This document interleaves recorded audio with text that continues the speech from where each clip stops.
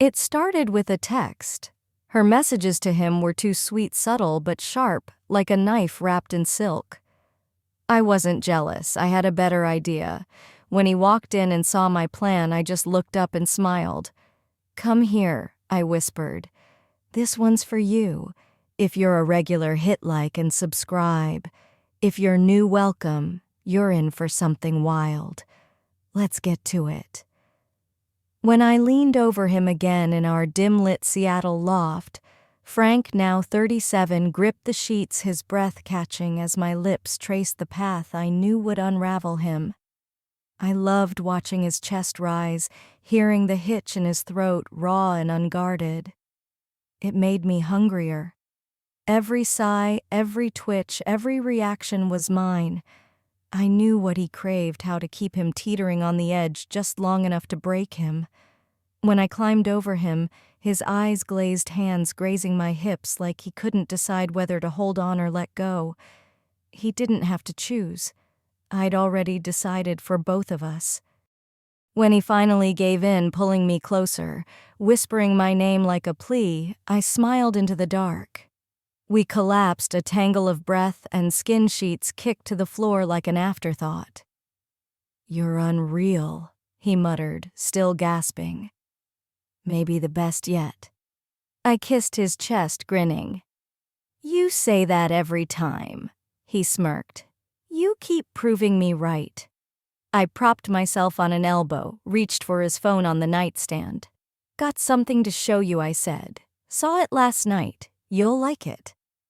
I unlocked the screen, but before I could pull up the video, a notification lit up. "Laura, you were hilarious today. Swear you make my day better." I paused. Laura. I clicked the thread, curious. Her messages weren't blatant, no one could pin them down, but the tone, the timing, the emojis, the way she lingered on his every word, it was unmistakable.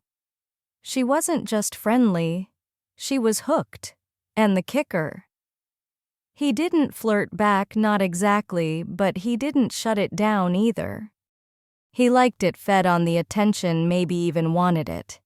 "You know she's flirting, right?" I said, scrolling. He glanced over, still catching his breath. "Laura, from work," I turned the screen. "You make my day better." "Come on." He squinted. "She's just being nice." I smiled. Really normal for her to say you brighten her afternoon with winking emojis. He laughed. "Guess I never thought about it." I leaned closer, voice low. "She's not subtle, and you're not exactly stopping her." He shrugged, still smiling. "Didn't think it meant anything. Flattering, I guess." I traced a finger down his chest. "Oh, you like the office girls fawning over you." His eyes widened, guilt and thrill mixing like a bad cocktail. "What? No, I mean maybe a little." I grinned. "Don't worry, baby. I get it. I'd flirt with you too." He chuckled. "You think so?" I kissed him softly, then whispered, "And now I'm gonna show you something even better." His brow lifted. "Better than what we just did?" I didn't answer. I slid lower, slower, holding his gaze, my lips brushing between his thighs.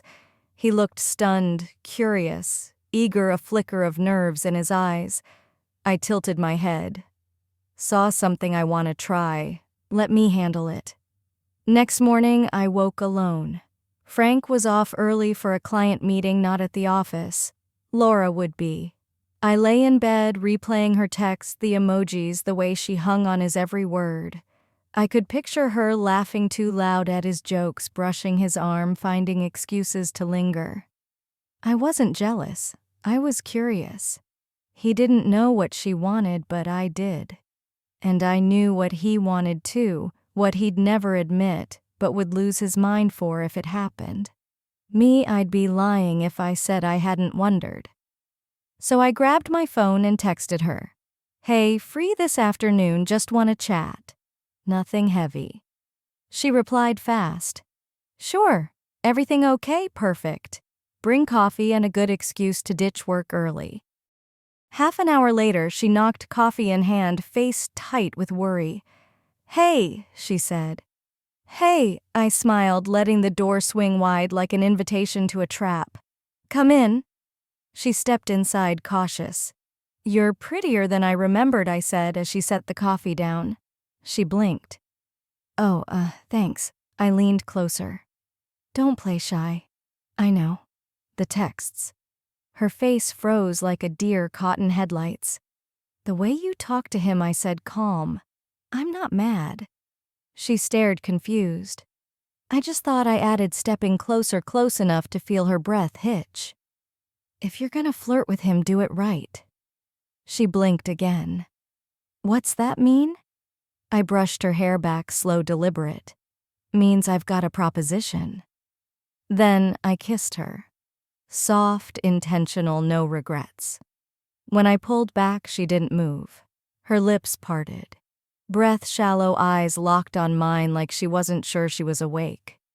I grazed her hand. "You're okay," I said softly. "I didn't. She swallowed. "You kissed me." I nodded. And I meant it. Her eyes searched mine, doubt, permission, maybe both. I leaned in and kissed her again. This time she didn't hesitate. Her body softened against mine, her hands finding my waist. When I tugged her shirt up, she raised her arms without a word. Her skin was warm, the thin bra beneath it making me wonder if she'd worn it just in case. I didn't ask. I lifted the shirt over her head, my fingers brushing her back as the fabric fell. The bra came next, then the rest, layer by layer, until nothing stood between us. I took my time. My lips traced her collarbone down her chest, along the slow curve of her ribs, her stomach, the soft inside of her thighs. Her breath quickened, fingers digging into the sheets. When I reached where she needed me, she was trembling. I didn't rush. I listened to her breath, her shifts, the quiet sounds she couldn't hold back. Her hips lifted slightly, her body begging where her voice wouldn't. Her back arched, hands clutching the sheets. Then she let go completely, every part of her surrendering at once. I stayed there a moment, resting my head against her hip as she threaded her fingers through my hair, her breath uneven, whispering something I didn't catch. "I know," I murmured. "Just breathe." The room stayed quiet for a long stretch. I sat up, my fingers grazing her hip. She turned to me, cheeks still flushed. "I've never done anything like that." I smiled. "You did great." She laughed softly. "You're dangerous." "Not really," I said, tilting my head. "Just generous." She hesitated. "Can I?" I didn't answer. I leaned back, let my strap slip off my shoulders. She got it. Her hands explored, tracing my collarbone, my waist, like she was learning something forbidden. She kissed me again, slower, surer. Then she pulled my shirt away, her hands moving freely, memorizing every curve. I lay back, watching her, letting her take her time. When she reached my stomach, she paused. I nodded. Her lips brushed just below my navel, then lower her breath, warm, deliberate.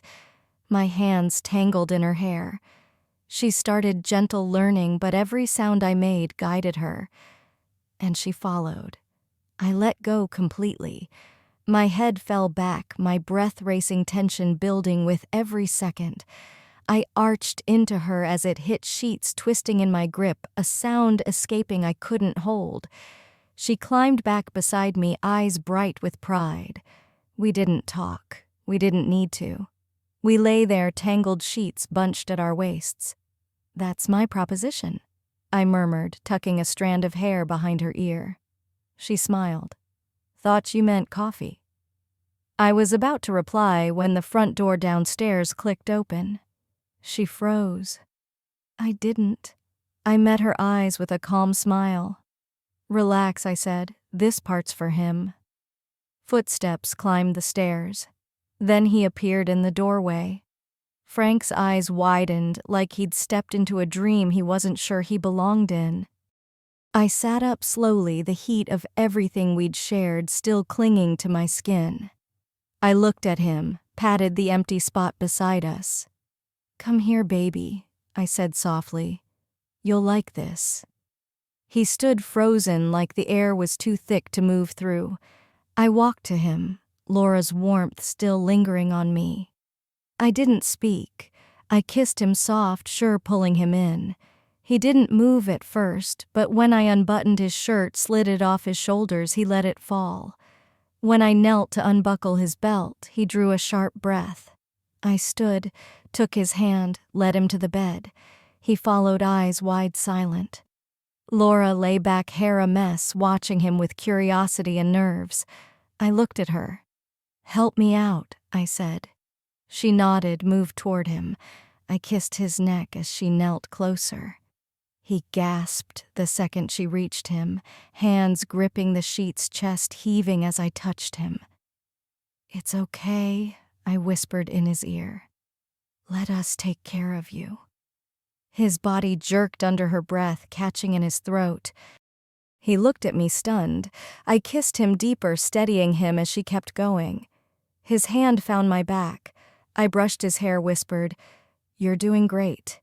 His head tipped back, a low moan breaking free, raw, helpless. Laura looked up, lips wet, eyes wide. I smiled. "Your turn now. Lie down," I said softly. Laura stretched out, breathing light, legs parted just enough. She looked at him uncertain. "He's nervous," I told her. "So were you. But you both want this." I turned to Frank, took his hand, whispered, "She wants you. Go to her." He nodded slowly, climbed over her careful, like he was stepping onto thin ice. She reached for him, hands trembling. I knelt beside them, running my hand down his back. "Take it slow," I whispered. She reached for him, their bodies meeting. He froze for a second, then sank into her. She moaned, fingers digging into his hips.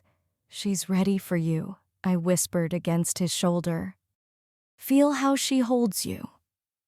He moved slow, steady, and Laura gasped beneath him. I climbed over her, carefully positioning myself above her mouth. He paused to adjust, making room. Her lips moved, and I felt her sharp and warm.